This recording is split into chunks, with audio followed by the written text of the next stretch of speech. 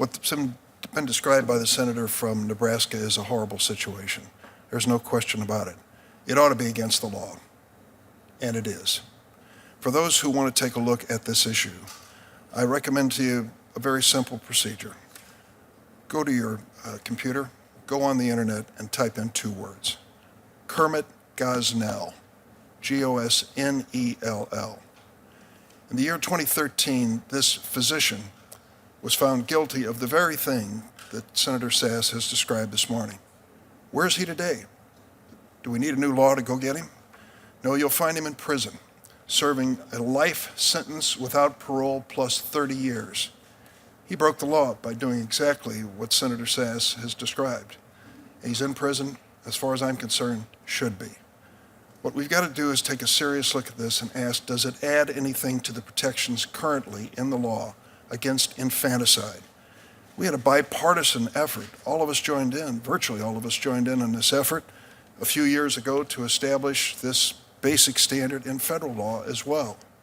So this hearing, as important as it is addressing an issue already addressed in virtually every state in terms of infanticide and involuntary manslaughter when it comes to babies in this circumstance. Let me add something that I wish, in the spirit of what Senator Sass in his opening, we disagree on some fundamental issues here on the issue of abortion. That's nothing new. But there are some things we should agree on. As he said, basically appealing to us to be kind of thoughtful and try to find some common ground here. Can I suggest one of them to you? If your interest is infant mortality, consider the fact that if you are an African-American infant born in America today, you are 3 times more likely to die in the first year of birth. 3 times African-American. What about the mother giving birth? In the United States of America, African-American women are 6 times more likely to die giving birth than other women in this country. And the numbers, sadly, are horrible in comparison to the rest of the world, which is making real progress on maternal mortality and infant mortality. Can we take the hot-button issues and set them to the side and all agree to focus on infant mortality and maternal mortality? There's plenty of room for improvement there, starting with this president's budget. Thanks, Mr. Chairman. Let me just echo the words of Senator Feinstein. This is a troubling, painful topic. It always will be. In all the years I've been in public life, I've faced it, and I'll continue to. It is that important that we face it.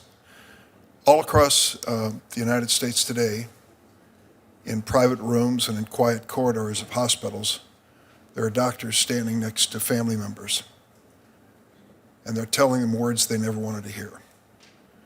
That someone they love, a parent, a spouse, a son, a daughter, an infant, cannot survive. That keeping the heart beating may be an option, but there's no good ending. And the decision is then left to that individual family and person to decide what to do next. Many of them will come back and say to that doctor in a whispered tone, "It's time. It's time." I've faced it. Some of you have faced it. It's the hardest moment of your life, and you'll never forget it. And the question before us in this committee room is, when you have to make that painful, personal, family decision, what will be the standard applied? Who will make that decision? The family, the doctor, or the United States Senate? We have to really acknowledge the obvious here. There are moments when it isn't an easy decision. It may not even be a medically precise decision about how long that person is going to survive in a heartbeat. But you do what you think is right.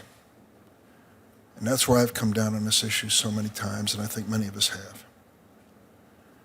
I would like to say, Ms. Mosley, thank you for bringing up the obvious. This does affect African Americans, perhaps more than any other minority or group in this country. But let me go back to where I opened this conversation.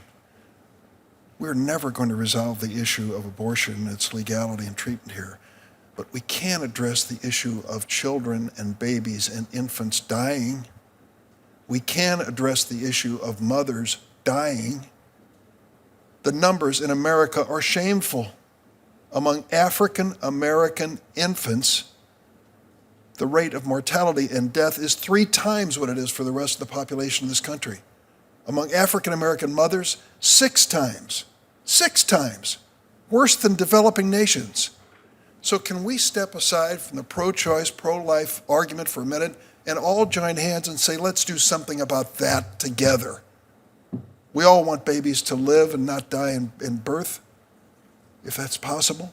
Mothers too. We've got to do something about it rather than just walk around this issue. I look at the bill itself and I think there are provisions in here that I struggle with as a lawyer, and I made a living doing that. I was involved in medical malpractice suits too for a long time. Just a liberal arts lawyer, I did my best to understand complicated medical issues. But the standard of care in this bill refers simply to the gestational age of the fetus. The gestational age. It doesn't take into consideration Mrs. Christensen's circumstance. It wasn't just the age of your fetus, it was the condition, the medical condition of your fetus that brought you to Colorado with your husband to make this decision. Our lack of precision when it comes to the language here affects real people like you and your family. And we ought to think twice before we decide we are going to stand in all of those private rooms and all of those quiet corridor conversations and be part of that decision process. Think about it for a minute. Is that what you want for yourself and your family? Not me. Thank you, Mr. Chairman.